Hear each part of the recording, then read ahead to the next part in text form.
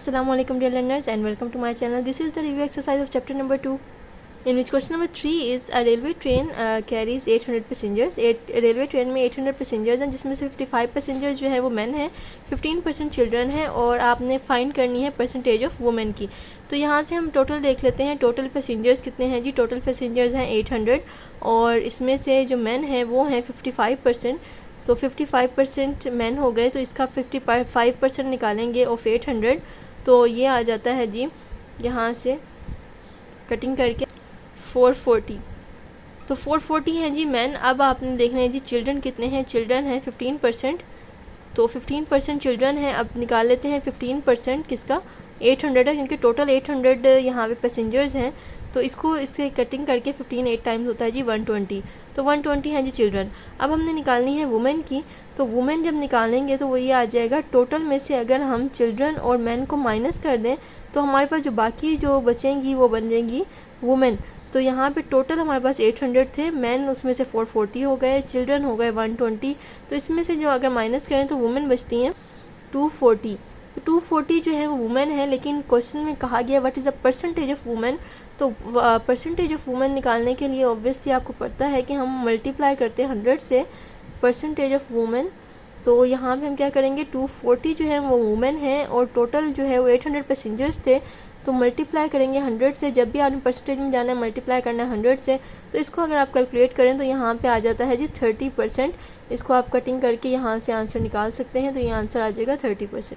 Question number 4 में कहा गया है जी अजीम है जो कि 25% इनकम स्पेंड करता है हाउस रेंट पे, 60% जो बाकी रह जाती है वो हाउस होल्ड पे और एक्सपेंडिचर्स पे, और जो बाकी वो सेव करता है वो 2100 सेव करता है। तो आपने टोटल इनकम फाइंड करनी है।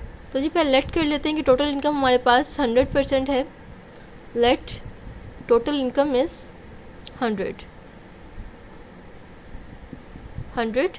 सो अजीम जो स्पेंड करता है 25% वो हाउस रेंट पे करता है। तो यहाँ पे हाउस रेंट निकाल लेते हैं।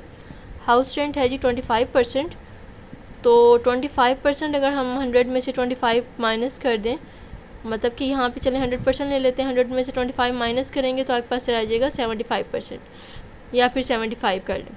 और उसके बाद यहाँ पे हमारे पास 60% ऑफ रिमेनिंग। अब हम पहले रिमेनिंग निकाल लेंगे यहाँ से, तो रिमेनिंग बनती है जी 75 और यहाँ पे हमने इसका क्या करना है 60% of remaining on house hold expenditure. तो यहाँ पे एक्सपेंडिचर निकालना है हमने, 60% निकालना है किसका, रिमेनिंग का। तो 60% ऑफ रिमेनिंग कितना है 75, तो 60% ऑफ 75 निकालेंगे, ये आंसर आ जाएगा। तो यहाँ पे आंसर आ जाता है जी 45%। क्या अब यहाँ पे सब परसेंटेज ही निकाल लेते हैं, क्योंकि आप देखें 25% ऑफ 100% निकालें तो वो 25 ही बनता है, इसलिए वजह से हम यहाँ पे परसेंटेजेस लगा हैं सबके साथ। तो जो हमारे पास टोटल एक्सपेंडिचर हुआ, टोटल एक्सपेंडिचर मतलब जो टोटल उसका खर्चा है, एक्सपेंडिचर मीन खर्चा, तो टोटल एक्सपेंडिचर यहाँ पे हो जाएगा हाउस रेंट प्लस जो आपका हाउस होल्ड एक्सपेंडिचर है, मतलब कि 25% आपके पास थी हाउस रेंट प्लस 45% है एक्सपेंडिचर का खर्चा, तो ये टोटल बन जाता है 70%। तो 70% खर्चा है, तो सेविंग कितनी होगी। सेविंग आपको पता है कि हम टोटल में से 100% में से 70% जो उसका खर्चा है वो निकाल लेते हैं, माइनस कर लेते हैं, तो हमारे पास 30% सेविंग रह जाती है। अब हमें कहा गया है कि जो 30% सेविंग है वो किसके इक्वल है, 2100 के। That is 30% saving equal 2100। अब हम टोटल इनकम फाइंड करनी है, तो परसेंटेज का फॉर्मूला आपके पास जैसे कि होता है, percentage is equal to required over total, because you have to find total. तो required over total multiply by 100। तो यहाँ परसेंटेज कितनी है 30% है, और रिक्वायर्ड में आपके पास हमारे पास 2100 है, टोटल आपके पास नहीं है, तो टोटल को आप यहाँ पे x कर लें मल्टीप्लाई बाय 100। अब यहाँ पे क्या करना है, हमने टोटल फाइंड करनी है, तो x वहाँ चला जाएगा और 30 आ जाएगा नीचे। 2100 डिवाइड बाई 30 मल्टीप्लाई बाय 100, इसको कैलकुलेट करेंगे तो x आ जाएगा आपके पास 7000 rupees. So total income that is x is equal to rupees 7000। This is the total income of Azim. In question number 5 you are given different values of 220 student chairs, 110 हैं जी student tables, 50 staff chairs हैं और 30 staff tables हैं। आपने पहले find करनी है, पहले part में रेशियो फाइंड करनी है स्टूडेंट चेयर और स्टूडेंट टेबल्स की। तो स्टूडेंट चेयर्स हैं जी 220 और स्टूडेंट टेबल्स हैं 110। तो इसको आप सिंप्लीफाई करेंगे, यहाँ से कटिंग करेंगे, 11 2 टाइम्स 22 होता है, 11 1 टाइम्स 11 होता है, तो ये इसकी सिंप्लीफाइड रेशियो आ जाएगी। Next is student chairs to staff chairs. Student chairs 220 हैं और स्टाफ चेयर्स जो हैं वो हैं जी 50। सो इसको भी सिंप्लीफाई करते हैं तो 22:5 आ जाएगा, जो कि मज़ीद सिंप्लीफाई नहीं होता, यही आंसर आएगा third part. Student tables two staff tables. Student tables जो हैं 110 हैं और स्टाफ टेबल्स 30 हैं, तो ये भी कटिंग करके आ जाता है 11:3। In question number 6 you are given कि आपके पास दो एंगल्स ऑफ ट्राइंगल जो हैं वो 48 डिग्री एंड 60 डिग्री है। एक ट्राइंगल बना लेते हैं जिसके दो एंगल्स आपके पास हैं गिवन 48 डिग्री एंड 60 डिग्री, और अब आपने फाइंड करना है ratio of the third angle, जो इसका मतलब ये हुआ कि आपको थर्ड एंगल फाइंड करना पड़ेगा to the sum of first two angles, और सम करना है फर्स्ट टू एंगल्स का। तो पहले हम थर्ड एंगल फाइंड कर लेते हैं। थर्ड एंगल कैसे फाइंड होगा, जैसे कि आप जानते हैं 60 + 48 + x, जो टोटल एंगल होता है ट्राइंगल का वो होता है 180।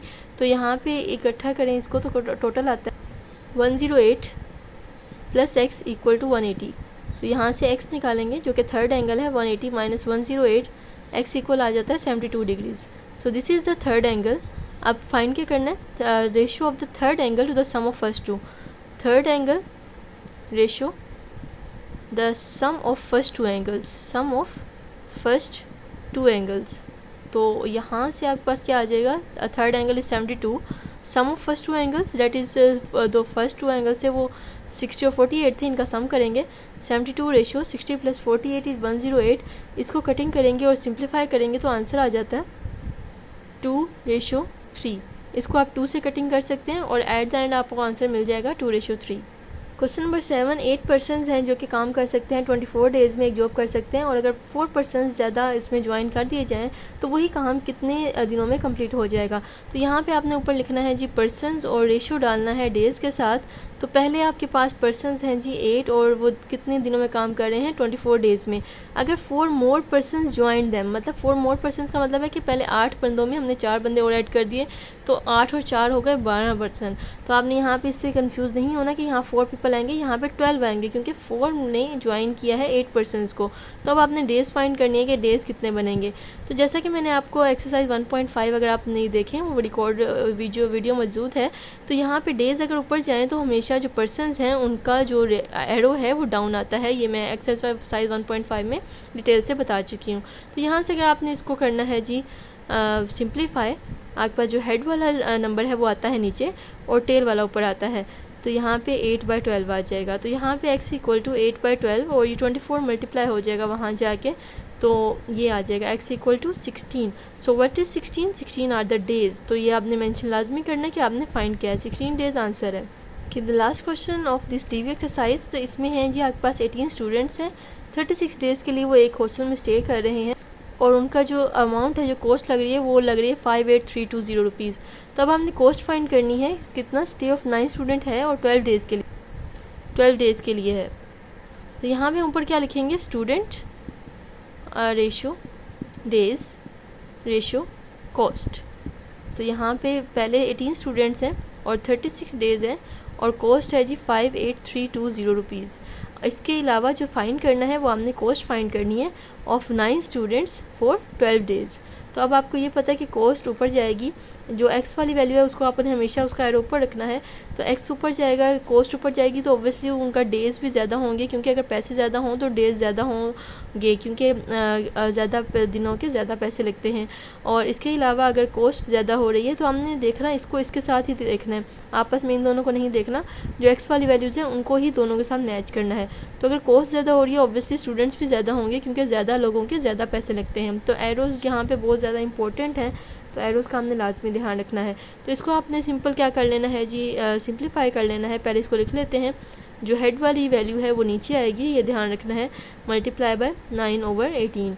इसको सिंप्लीफाई करते हैं, ये जो 58,320 है वहाँ जाके मल्टीप्लाई हो जाएगा, जो मल्टीप्लाई बाय 9/18 मल्टीप्लाई बाय 58,320। इसको सिंप्लीफाई करेंगे, आप कटिंग कर सकते हैं, कैलकुलेटर से कर सकते हैं, आंसर आ जाएगा 9720। तो ये है जी कॉस्ट, और कॉस्ट के यूनिट है रुपीज़, तो यूनिट्स का लाजमी ध्यान रखना है। This is the last answer. So with this learners, keep sending your feedbacks and the positive comments, and also suggest me the next content for the video. Thank you so much.